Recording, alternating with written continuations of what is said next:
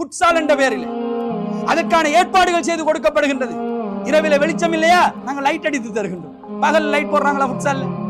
பகல்ல லைட் எல்லாம் போட மாட்டாங்க ஃபுட்சால். ஏன்னா அது வெளிச்சமானது. இரவு உங்களுக்கு இருட்டா இருக்குதா, நாங்க வெளிச்சமாக்கி தர்றோம்.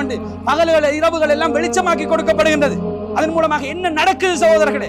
படிக்கின்ற வயதில் இருக்கின்ற பிள்ளை, 8ஆம் ஆண்டு 9ஆம் ஆண்டு 10ஆம் ஆண்டு இந்த வருடம் ஓலவல் எடுக்க இருக்கின்ற பிள்ளை, அட்வான்ஸ் லெவல் படிக்க வேண்டிய பிள்ளை, இந்த பிள்ளைகளுடைய கல்விக்கு அமைதி தேவை, கன்சென்ட்ரேஷனுக்கு அமைதி தேவை.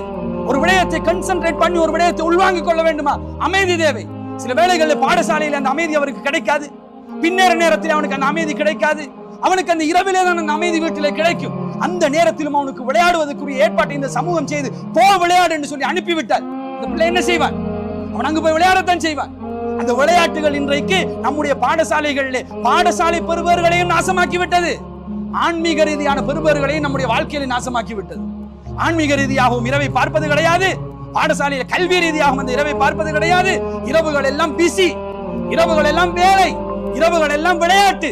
இந்த நிலைமை எந்த அளவுக்கு கொண்டு போய் சேர்த்து விட்டது என்றால் சில மாணவர்கள் சிறந்த பெறுபவர்களை எடுக்கின்ற நிலைமையில் இருக்கின்றார்கள். அவர்களுக்கு அந்த டேலண்ட் இருக்கின்றது. அந்த டேலண்ட் இருந்தும் அந்த பிள்ளைகள் அந்த இடத்துக்கு போய் சேர முடியாத ஒரு சூழலை நாங்கள் ஏற்படுத்தி கொடுத்திருக்கின்றோம். இதனுடைய விளைவு என்ன?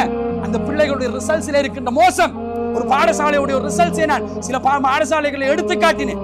460 பிள்ளைகள் ஓலவெளியில எக்ஸாம் சீட் பண்ணுகின்றார்கள் போன வருடம். அந்த 460 பிள்ளைகள்ல 260 பிள்ளைகள் 9. இந்த பிராந்தியத்திலே உள்ள ஒரு பாடசாலை 260 பிள்ளைகள் 9 எழுதிக் கொள்கின்றார்கள். 52.17% எங்களுடைய 9% half விட கூட. 8 கிட்டத்தட்ட 88 மாணவர்கள், 7 70 சொச்சம் மாணவர்கள், எல்லாத்தையும் கூட்டினால் 388. அங்கால 460க்கு மிச்சம் இருக்கிறது 72. 72 தான் 6A 5A 4A. அப்ப எத்தனை பேர் ஃபெயில் ஆகிக்கிறான் எடுத்து பார்த்தால் 100% சமத்துன்னு போட்டிருக்கிறான். 100% எங்களுடைய பாடசாலை மாணவர்கள் பாஸ் பண்ணி விட்டார்கள் போட்டிருக்கிறார்கள். நம்முடைய பெர்சன்டேஜ் 50க்கும் அதிகமானவர்கள் ஃபெயில். 9Aல 2 வந்தா போதும், இல்லாட்டி ஒரு 3 வந்தா போதும், அல்லது ஒரு 5 வந்தால் போதும். 160 170 180 200 பிள்ளைகள் படிக்கக்கூடிய பாடசாலைகள், ஓலவல் எழுதக்கூடிய பாடசாலைகள் அவ்வளவு பிள்ளைகள் எழுதுகின்றார்கள். 2 பேர் 9, 3 பேர் 9, 2%, 3% கூட வராது சகோதரர்களே. அதை நினைத்துக் கொண்டு வெனரடித்துக் கொண்டு பெரிதாக சந்தோஷப்படுகின்றோம். சந்தோஷப்படுவதிலே தவறு கிடையாது. ஆனால் இன்னும் நாங்கள் வீக்.